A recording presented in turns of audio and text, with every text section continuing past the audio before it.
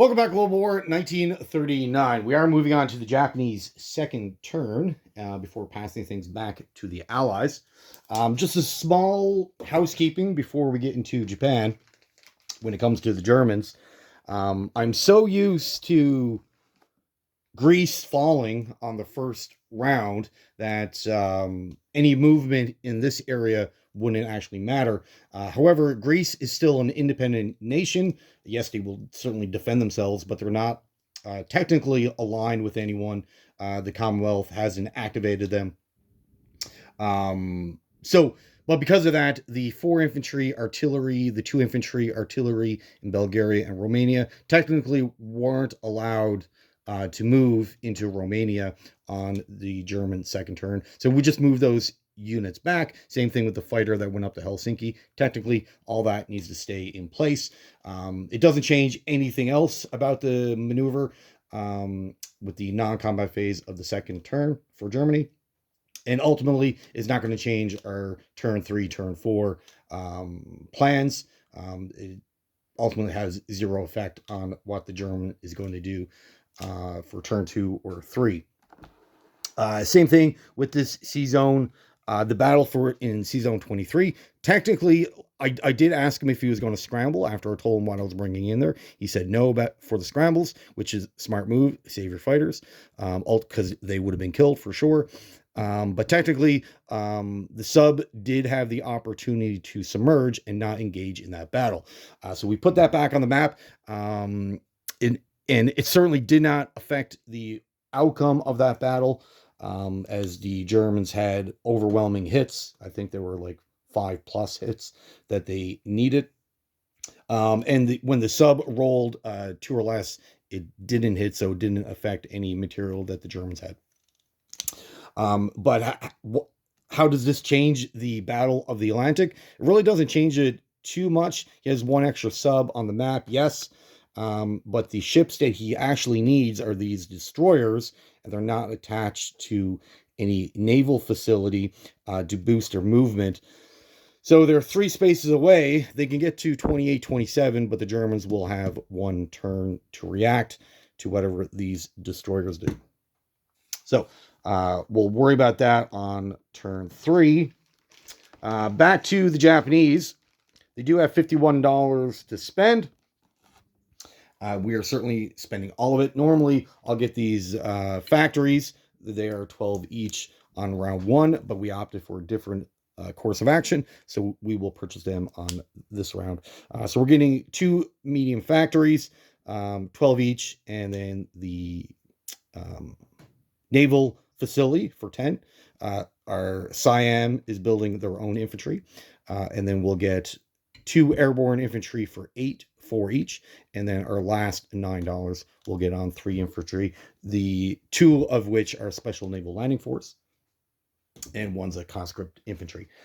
For our movements, there's no attacks this turn, so Japan is still at peace with America, still at peace with the Russians, depending on what they do. And we're still at peace with the Commonwealth. So the only country we're actually at war with is China.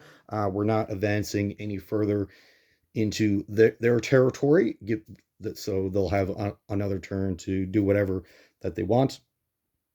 And the reason for all that, if you see how they structured their infantry, they got 1 infantry on each of these territories. Certainly we can come and capture all 3 of these, but they have set themselves up for a good counterattack. So whatever we bring into any here will just be attacked by the Chinese and probably get wiped out.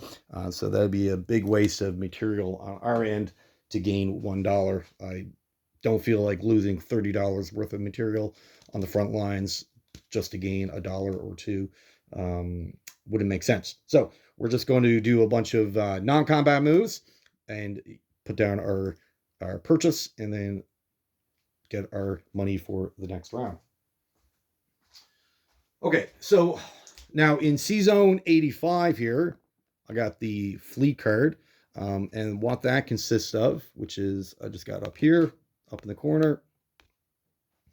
So we got a couple cruisers, 4 of which destroyers, battleships, and our escort carriers. Now, what we want our carriers to do down in this region, we're going to bring a bunch of planes into Siam from our carriers, and we're just going to swap out what's on the carriers. So all the zeros, we have 3. All the zeros are going to go to Siam. And then we're going to move our carriers to C-Zone 70. Yes, even though C-Zone 70 is attached to Commonwealth territories, but is also attached to our ally Siam. And well, Japan is not at war with the Commonwealth. They can move freely around and with the Commonwealth without any repercussions. The only territories that Japan is not allowed to interact with, as in C-Zone wise, they're not allowed to end their movement next to any American territory except for 106. But like C-Zone 92, 107, 108, 118, we're allowed to move through it, but we're not allowed to end our movement. Otherwise, it would be an act of war to do that, and we don't want the Americans in the war yet. We will, but not yet. The 2 escort carriers in C-Zone 95, they will also go to C-Zone 70, and they're just the zeros are coming off. Their other planes are staying on. And what we're going to do are 2 veteran fighters that are on this island in C-Zone 91. They will fly down 1, 2, 3, land on the carriers. And the Siamese fighter will also land on one of the carriers. So we're just swapping the fighters around. No big deal. The bomber up in Tokyo, that will also come down as movement of 7. 1, 2, 3, 4, 5. That will also come into Siam. The air transport in French Indonesia will come back to Tokyo. The Special Naval Landing Force in French Indochina will enter Siam, as well as the 4 infantry in Saigon will. Do we need to? Yeah, let's bring them into Siam as well. We want a good base. Basically, what the Japanese and the British want to do, if or when Japan goes to war with the Commonwealth, you want to take Burma to get rid of that road, to deny China $5 extra, essentially almost removing 2 extra infantry that China will place down every turn. So we want to limit their production. Taking Burma would be the easiest way to cut off that road. And then from Bangladesh and Burma, what you want is to set up a stalemate to a certain degree, so that the Commonwealth, if they want to enter China to help out, they'll have to go the long way around, or like around these islands, and they'll have to go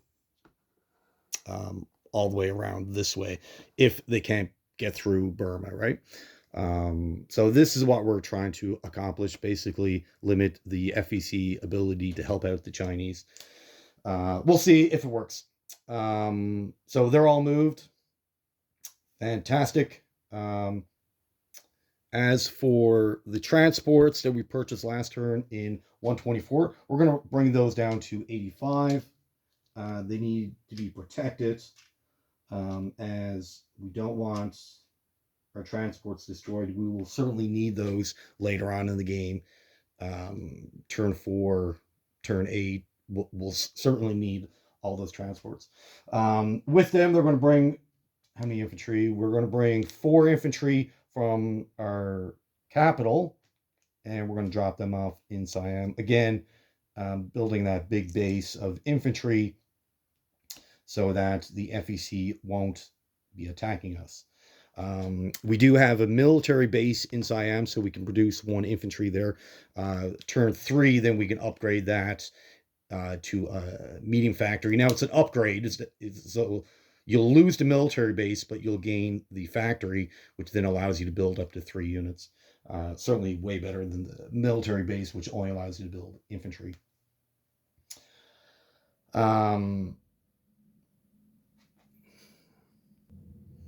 Okay, so we're done with that region. Now up here we do have air transport that started the game or started the turn in Tokyo. So we'll have to figure out what we're going to do with that. But in the interim,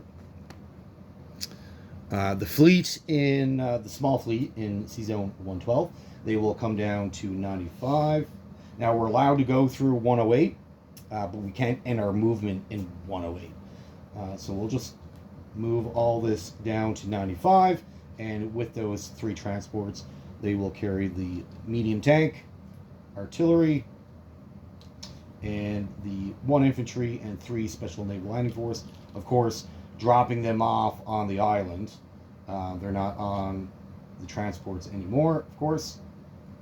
And that's all in C Zone 95. We're also going to bring down a couple of destroyers. That is up in C Zone 124. So they'll go 1, 2, 3 down to 94. And of course, they can do that because of the facilities in 124. Outside of that, let's see what else we're going to do. The sub, we do have a sub in 91. That will come down to C Zone 70. And the three destroyers in 85 will also join the carriers. Oh, sorry. We'll also join the carriers in 70 as well, just in case. I don't think they'll be needed there, but just in case. For the rest of our empire,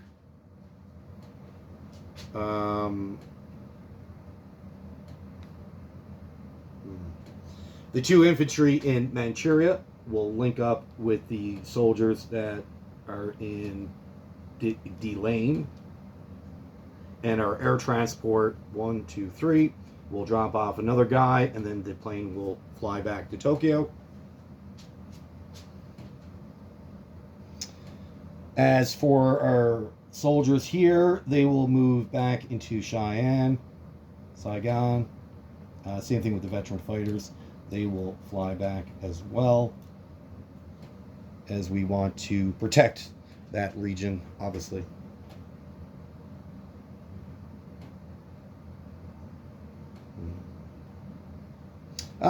No, sorry, scratch that. We'll only bring one infantry.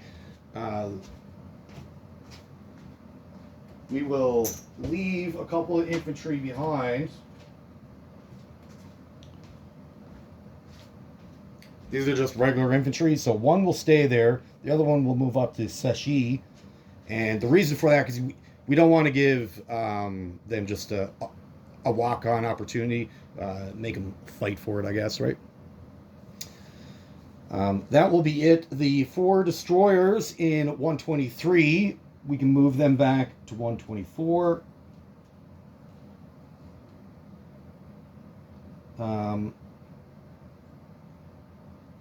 Yeah, that should be fine. And everything else is good. Okay, so now we just got unit placement. So naturally, we're going to put a factory here, here, and then our naval base will go in 85.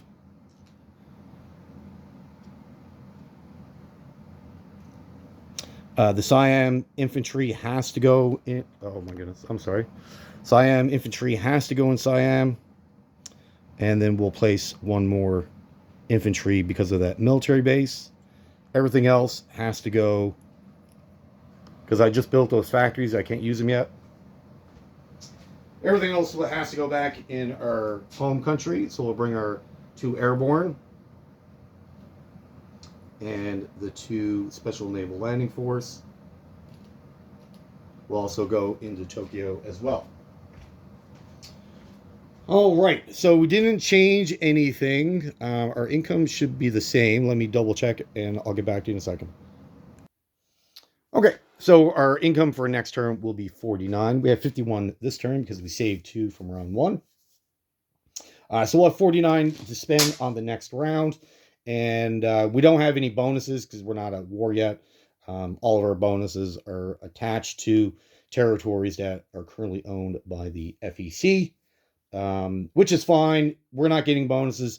However, FEC and ANZAC are not getting their bonuses either, even though they have the right territories, they have the transports to collect their bonuses, but they can't until they're at war with Japan, which helps us out because it limits the amount of material that they can buy.